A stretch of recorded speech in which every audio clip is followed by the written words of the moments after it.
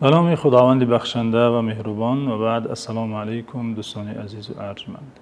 هر موجودی که در محیط اطراف می‌بینیم در خود وظیفه خاصی دارد برای اجرای وظیفه آن به هستی آمده است.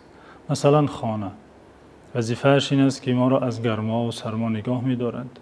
ما در آن سکونت می‌یابیم، استراحت می‌کنیم. لباس مثلا ما را ستر می‌کند، گرم نگاه می‌دارد، زینت می‌بخشد.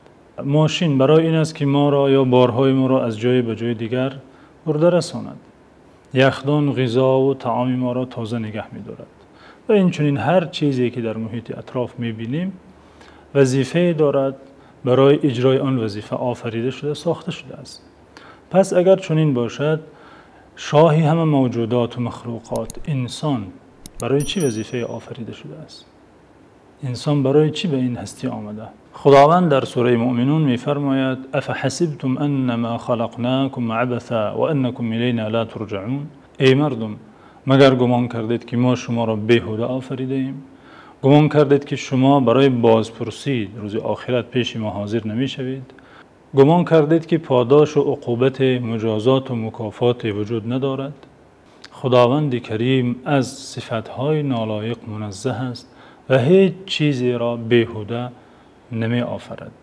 اگر یک دستگاه وظیفه خود را اجرا نکند یا برای غیر وظیفه خود آن را استفاده کرده شود، باعث تعجب آدمان می گردد.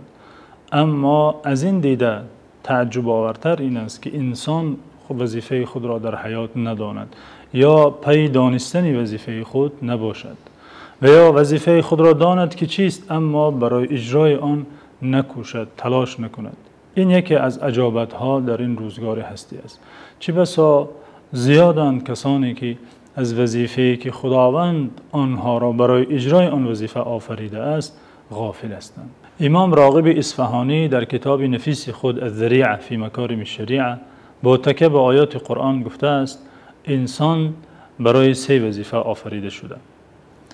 اول آبادسازی زمین، دوم عبادت پروردگار، سوم نائب خداوند بودن در اجرای فرموده های او تعالی. خداوند در قرآن کریم در سوره هود فرموده است: هو انشأکم من الارض واستعمرکم فیها.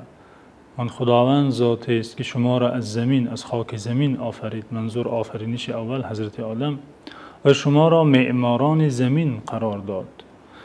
آبادسازی زمین را به شما واگذار کرد. امر کرد که زمین را آباد کنید و بعد آباد کردن آن را آباد نگاه دارید.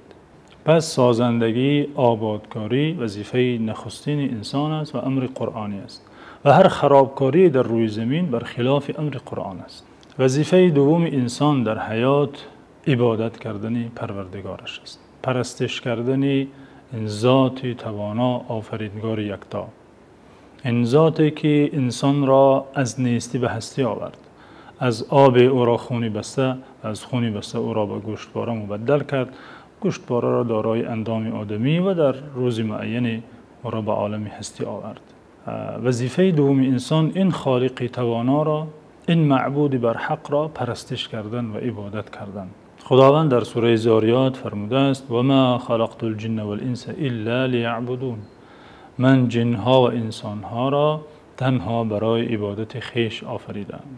پس شخصی که فریضه های الهی را از قبیل ادای نماز، گرفتن روزه، استفاده از حلال ها، دوری از حرام ها اجرا نمی کند، وظیفه‌ای که خداوند برای آن وظیفه او را آفریده است اجرا نکرده است. عیناً به مانند همان دستگاهی که از اجرای وظیفه خود معطل می گردد. وظیفه دیگر انسان نائب خداوند بودن در اجرا نمودن فرموده های او تعالی، در پایدار نمودن عدالت، در برطرف کردن ظلم و عموماً در هر چی که خدا امر کرده که پایدار باشد، آنگونه باشد، پایدار نمودن او را به انسان واگذار کرده که این دیگری از وظیفه های انسان در این حیات است. خداوند در سوره بقره فرموده: و اذ قال ربک للملائکة انی جاعل فی الارض خلیفه. و یادار آنگاه که خداوند به فرشته ها گفت: من در روی زمین خلیفه می آفرم، یعنی نایب می آفرم که خواسته های مرا در روی زمین عملی می سازد. بنابراین هر شخصی که وظیفه های خود را در حیات درک کند، داند که خداوند او را برای چه آفریده، برای اجرای کدام کارها آفریده داند و پشت اجرای آن باشد، به شکل شایسته و احسن آن را انجام دهد، به همان اندازه زندگی او معنی دارد و به همان اندازه به سرفرازی و به سعادت آخرت دست می‌یابد. و در مقابل هر قدر انسان از وظیفه هایی که خداوند برای اجرای آن وظیفه ها او را آفریده است غافل باشد و در اجرای آن کوتاهی داشته باشد، به همان اندازه زندگی او از مضمون خالی است و نهایت او، عاقبت کار او ضایع شدن است. به امید بیشتر آشنایی پیدا کردن به قرآن کریم و گفته های خداوند و به امید بهتر اجرا نمودن وظیفه های بندگی. خدا یارتان.